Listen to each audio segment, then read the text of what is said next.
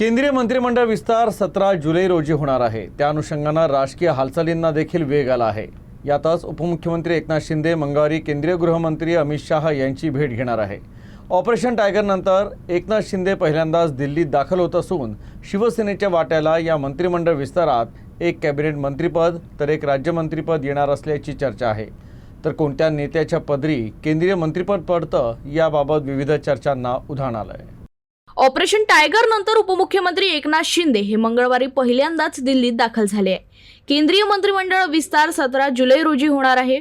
शिंदे यांच्या शिवसेनेच्या वाट्याला एक कॅबिनेट मंत्रीपद तर एक राज्यमंत्रीपद येणार असल्याचं समजते।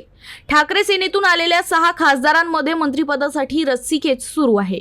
या अनुषंगाने केंद्रीय गृहमंत्री अमित शाह यांच्यासोबत एकनाथ शिंदे यांची बैठक होणार आहे।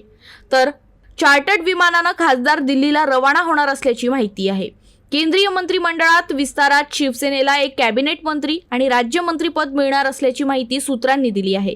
यात खासदार श्रीकांत शिंदे यांना कॅबिनेट मंत्रीपद दिलं जाणार असल्याची खात्रीलायक सूत्रांनी माहिती दिली।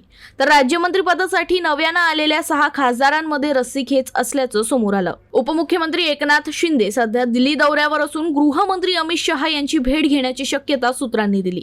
17 तारखेला केंद्रातील मंत्रिमंडळ विस्तार होणार। मंगळवारी संध्याकाळी 4 वाजताच्या सुमारास खासदार श्रीकांत शिंदे हे शिवसेनेच्या खासदारांसह चार्टर्ड विमानाने मुंबईहून दिल्लीला रवाना होणार।